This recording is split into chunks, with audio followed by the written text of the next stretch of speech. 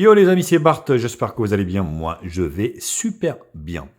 Aujourd'hui, vidéo de test de ce Oukitel C21 Pro que j'ai eu l'occasion d'utiliser un peu plus d'un mois. Je vais pouvoir vous faire un retour assez précis de ce modèle. Bien sûr, si le concept de la chaîne, donc HTMI ou Bartech, bien sûr, vous plaît, donc déballer des produits, les tester, puis vous donner mon avis. N'hésitez pas à liker la vidéo, la partager sur les réseaux sociaux, me mettre également un pouce bleu si cette vidéo vous a plu. Abonnez-vous à ma chaîne, je vous mets le lien d'achat en bas dans la description. Actionnez également la cloche pour recevoir la notification de la chaîne. Vous pouvez également faire un don à la chaîne si vous voulez. Vous avez le lien dans la description. Première partie présentation et spécification. Donc on va se refaire le look de l'appareil.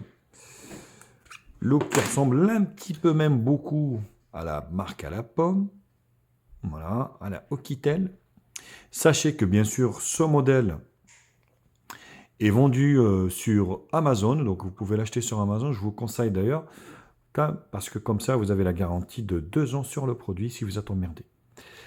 Donc, l'appareil photo arrière qui ressort pas énormément avec ce triple appareil photo, donc qui est donné pour alors 12 millions de pixels de chez Sony. Donc, il s'agit du modèle, donc le Exmor, donc IMX 362 Exmor RS avec une ouverture de 2.2.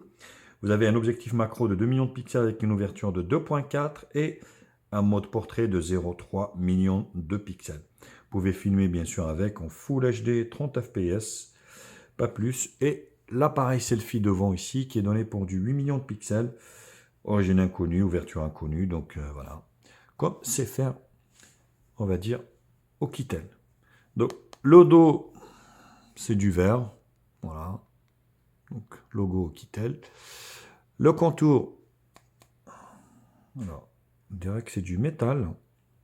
Avec ici, donc, le bouton ici, on va dire à l'image qui fait aussi office de lecteur d'empreinte digitale, volume plus ou moins.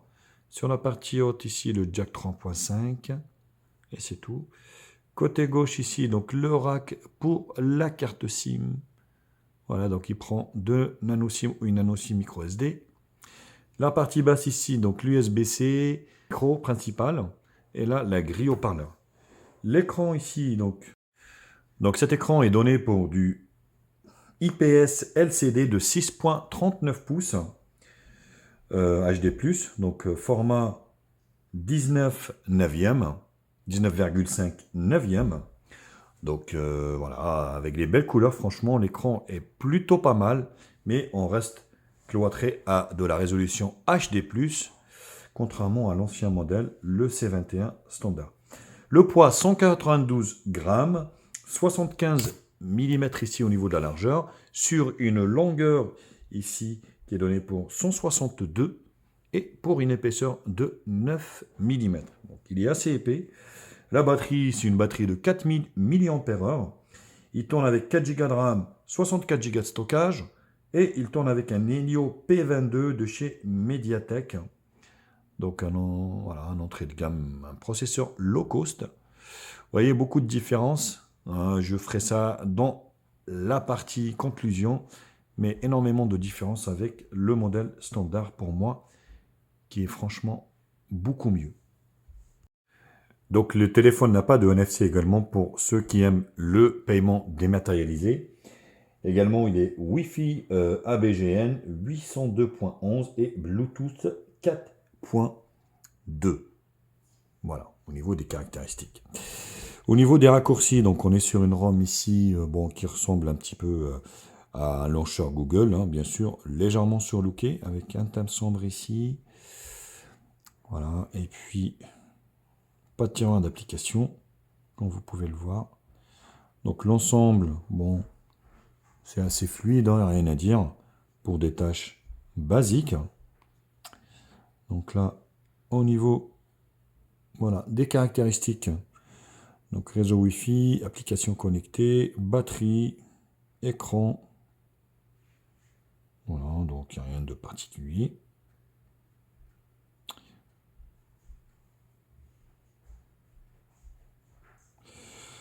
Taille par défaut, soulever pour activer le téléphone. Vous pouvez enlever le notch ici. Bon, ça ne sert pas à grand chose. Et vous avez une LED de notification qui est là également. Vous pouvez choisir qu'est-ce que vous voulez en fait indiquer. Donc la navigation système ici, doigt ou 3 boutons, le son. Donc vous avez le son également ici, la sonnerie au Oukitel. Là je suis à fond. Le multimédia, son du clavier numérique, vibration au toucher, son des touches et optimisation du son ici pour les enceintes. Là, c'est au niveau du son, le stockage, donc c'est un 64, il en reste pour moi 45. Vous pouvez mettre une carte micro SD pour étendre la mémoire. Sécurité, donc vous avez le Face ID également. Alors, il ne me semble pas l'avoir activé. Si, je l'ai bien activé. Ça fonctionne plutôt bien. Voilà. Et le lecteur d'empreintes digitales également fonctionne bien. La ROM, elle est quand même assez propre, hein, rien à dire là-dessus. Vous n'avez pas de virus ni quoi que ce soit. Donc, accessibilité, bien-être, Google, DuraSpeed, système ici. Voilà les paramètres ici. Mise à jour. Donc, on est sur Android 11. Il n'y aura jamais de mise à jour système. Donc, il ne faut pas rêver là-dessus. Et vous avez également, à propos du téléphone ici, Android 11 avec un correctif sécurité du 5 mai 2021. Également, il n'y aura jamais de mise à jour sécurité de chez Google. Donc ça, c'est sûr. Malheureusement, c'est comme ça. Donc un petit appui ici vous donne accès au fond d'écran widget et paramètres ici. Voilà. Donc petite notification. Ainsi de suite. Bon voilà, donc écoutez, donc ce téléphone joue tout sur son design, on va dire, qui ressemble à du iPhone. D'ailleurs, comme vous pouvez le voir ici, donc l'appareil est bien protégé, donc il ne pose pas par terre, donc c'est plutôt pas mal. Donc l'écran est bien, voilà, donc c'est plutôt un petit modèle qui fait toujours plaisir. Voilà, bah, écoutez, je vous retrouve pour la seconde partie, qui sera la partie benchmark.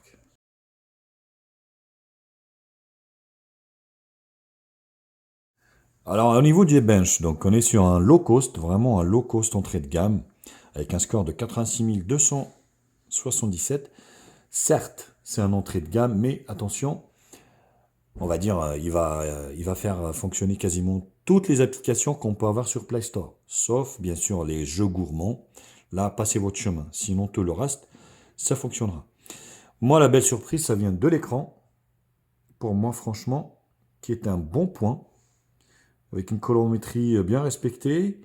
On est sur du LCD IPS, mais c'est plutôt pas mal. Donc c'est plutôt voilà, réussi.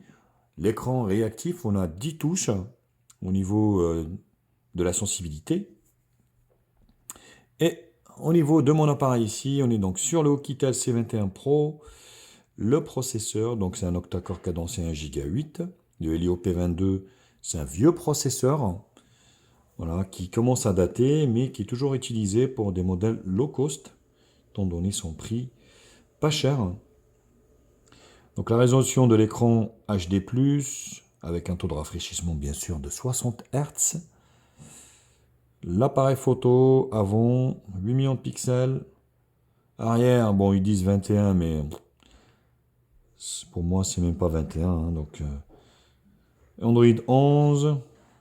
Voilà. Et au niveau des capteurs ici, vous avez juste l'accélération, capteur d'accélération, vous avez la lumière, l'orientation, proximité. Voilà. Vous avez que ces 4 capteurs au niveau de ce téléphone, mais c'est déjà largement suffisant pour son fonctionnement. Le CPU-Z, donc là, bon, le Helio P22 n'est plus à présenter. C'est un processeur qui est vieillissant.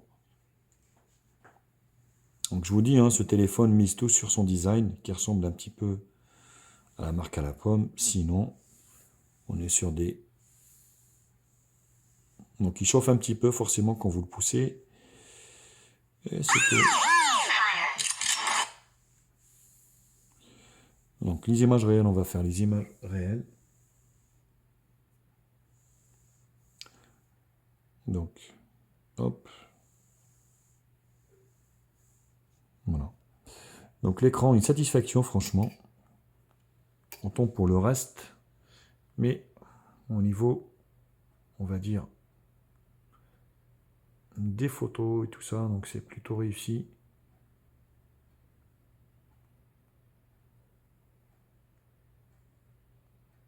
Voilà. Donc le reste, on va se faire des screenshots. Ici, donc le multitouche, on est sur 10 touches. Geekbench, donc multicore, single core. 3D Mark, PC Mark, score en toutou. 3D Mark, PC Mark, 3D Mark, Geekbench, multitouche, et voilà. Voilà, bah écoutez, j'en ai fini avec la deuxième partie. Bench, je vous retrouve pour la troisième partie, qui sera la partie multimédia.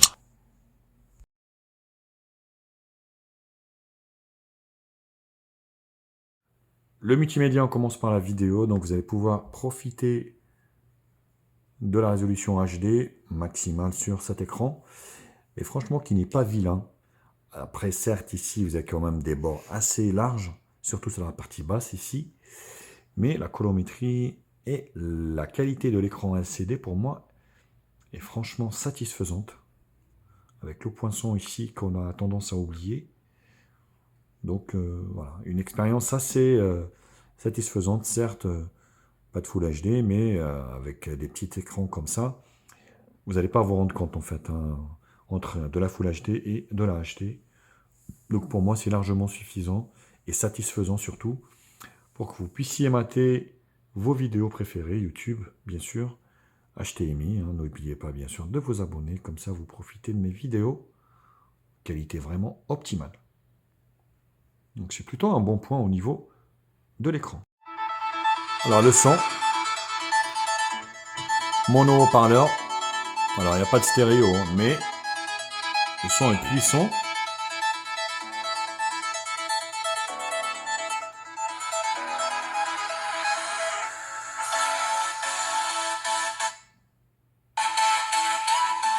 Il est aigu, on ne sent pas trop les basses. Donc voilà, le son est moyen. Hein.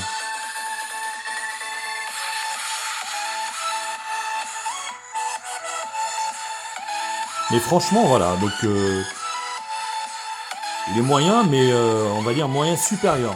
Donc ça passe largement par rapport à ce qu'on demande d'un smartphone.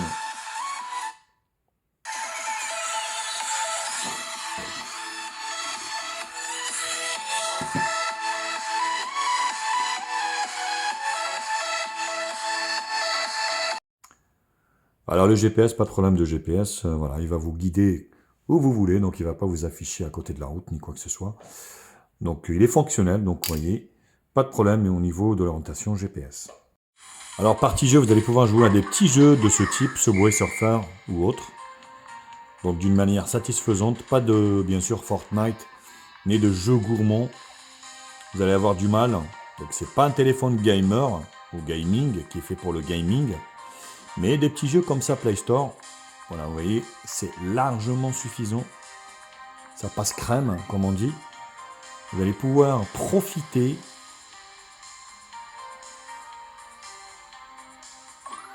de ce rapport puissance, on va dire, qualité.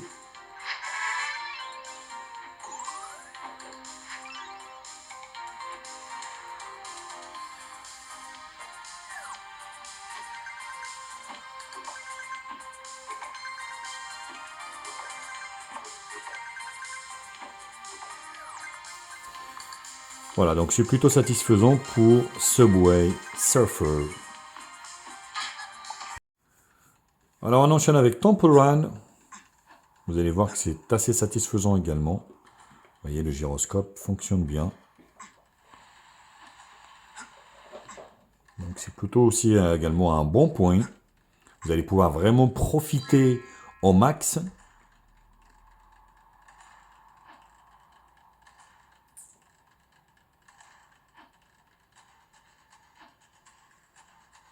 Voilà, donc pas de lag de constater ni quoi que ce soit.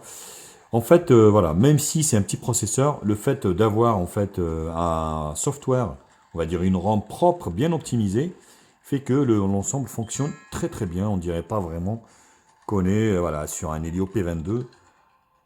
Et c'est le fait aussi, comme je vous l'ai expliqué, que voilà, cela fonctionne à merveille au niveau de la ROM. Alors on termine bien sûr la partie jeu par Jetpack Joyride. Vous voyez, pas de lag au départ. Franchement, une belle optimisation. Au niveau de ce Oukitel,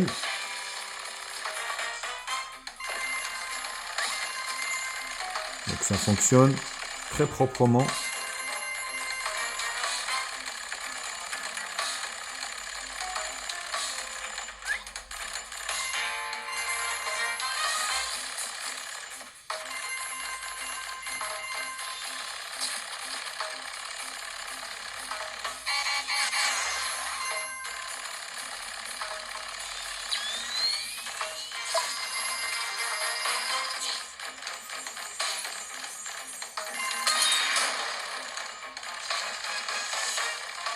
Voilà, franchement, voilà, donc c'est plutôt concluant.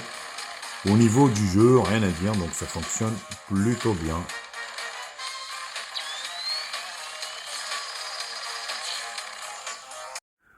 Alors l'appareil photo donc de ce Oukitel C21 Pro, on a donc un appareil photo ici. Vous voyez, du 8 millions de pixels en 16 neuvième.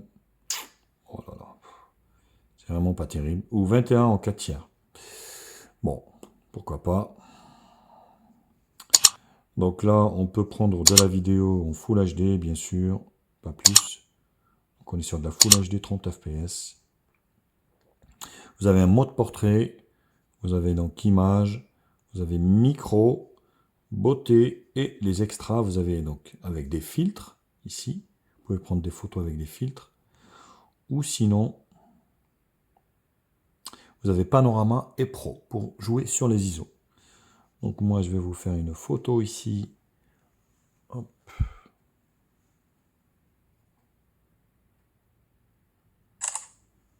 Voilà.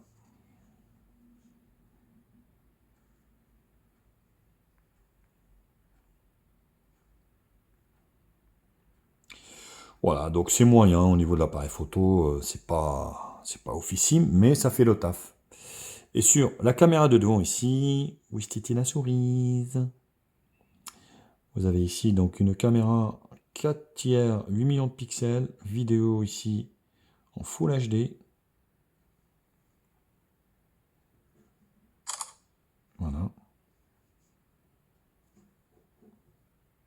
Bon, c'est moyen, c'est pas... Quand vous commencez à zoomer, on voit que c'est vraiment pas terrible. Et aux extraits avec que les filtres, ainsi de suite. Bien sûr, hein, comme d'habitude, pour juger vous-même de la qualité de l'appareil photo, je vous en ai fait plein à l'extérieur. Donc je vous laisse bien sûr mater les photos extérieures et je vous retrouve pour la partie conclusion juste après.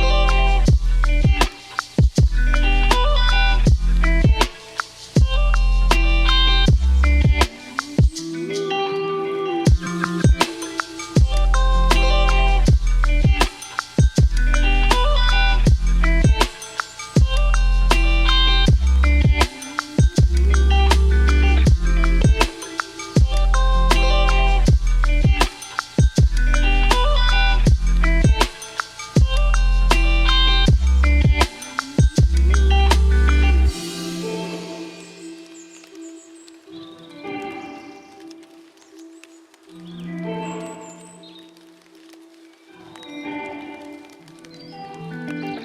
you I give everything I got.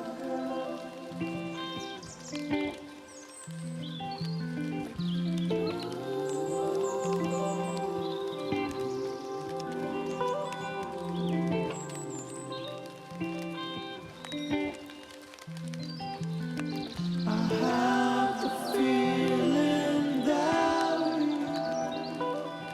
were meant to be.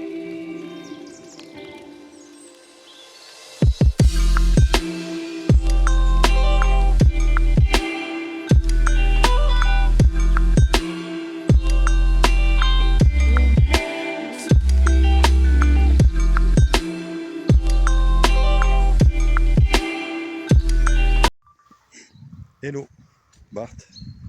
Oulala. Oulala, le résultat de cette caméra de devant, ce Oukitel, m'a l'air pas terrible du tout. Alors là, ça, c'est vraiment très très très moyen. Le C21 était quand même un succès pour une marque low cost. Donc c'est l'un des premiers téléphones que j'ai testé qui m'avait convaincu au niveau rapport qualité-prix. Est-ce que ça va être la même chose? Je pense pas. Déjà d'une, par rapport au processeur. L'ancienne version avait un processeur beaucoup plus puissant que celui-ci. Mais bon, c'est comme ça. Dites-le moi aussi également, vous, ce que vous en pensez des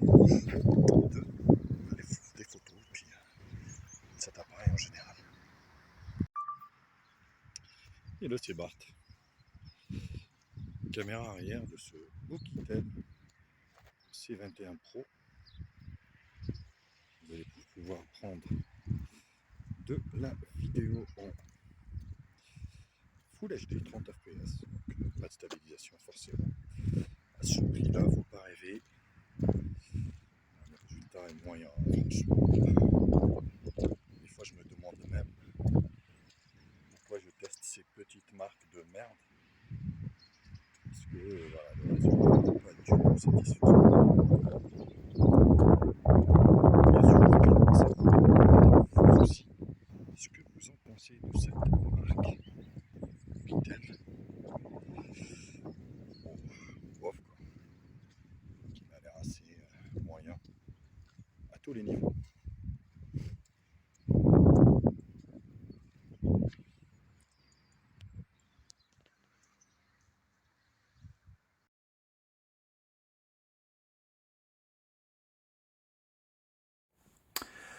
Alors, conclusion. Le rapport qualité-prix. Mais écoutez, il est intéressant. Donc un téléphone qui a même fois bien marché, donc j'ai pas eu de bug ni quoi que ce soit. Un bel écran HD+, donc une autonomie d'une journée, pas plus. La puissance qu'il faut pour faire fonctionner quasiment tous les jeux et les applications du Play Store, sauf les jeux, on va dire, gourmands en ressources 3D, type Fortnite, Call of Duty. Là, vous allez avoir un petit peu plus de mal. L'appareil photo est moyen. Le son est bon, enfin, on va dire moyen haut, donc c'est plutôt pas mal.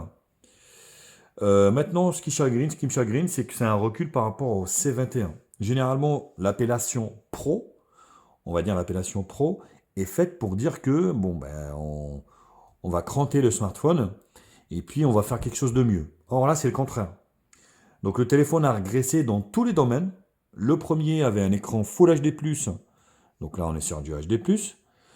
Il avait un Helio P60, là on est sur un Helio P22, donc le Helio P60 est beaucoup plus puissant. Donc je ne comprends pas trop, même au niveau de l'appareil photo, hein, l'appareil photo pour moi, le modèle simple est beaucoup mieux que le Pro. Donc c'est vraiment une régression, on va dire, de ce modèle. Donc je ne comprends pas trop la politique de Oukitel où ils font un modèle Pro moins bien que le standard, le normal. La chose qui est bien, c'est que l'autre, il tourne sur Android 10 et celui-ci, il tourne sur Android 11. Voilà, donc c'est tout en fait. Sinon, bah, franchement, pour le prix, sachant que ce téléphone est vendu moins de 140 euros sur Amazon, le problème de ces marques low cost, c'est qu'à ce prix-là, on trouve des modèles beaucoup mieux. Notamment, vous allez chez Electrodépôt, à 148 euros, vous avez le Realme 8i qui est meilleur dans tous les domaines que celui-ci et beaucoup plus fiable. Donc, le problème de ces low cost, c'est vraiment le rapport qualité-prix. À ce jour, il y a beaucoup mieux que ce modèle. Donc, à 140 euros, je vous dis 148 euros, vous pouvez aller à Electrodépôt, vous allez avoir le Realme 8i qui est vachement mieux et beaucoup plus puissant et beaucoup plus fiable que ce modèle. Donc ce modèle, je vous le conseillerais s'il coûtait moins de 100 euros. Là, vous pouvez aller les yeux fermés, c'est clair. Mais à 140 euros, il y a mieux. Voilà, donc c'était ma conclusion pour ce Oukitel C21 Pro. Bien sûr, comme d'habitude, n'hésitez pas à liker la vidéo, la partager sur les réseaux sociaux, me mettre également un pouce bleu si cette vidéo vous a plu. Abonnez-vous à ma chaîne, je vous mets le lien d'achat en bas dans la description. Actionnez également la cloche pour recevoir les notifications de la chaîne. Vous pouvez également faire un don à la chaîne si vous voulez. Vous avez les liens dans la description. Allez, je vous quitte et je vous dis à très vite sur HTMI. Tchuss.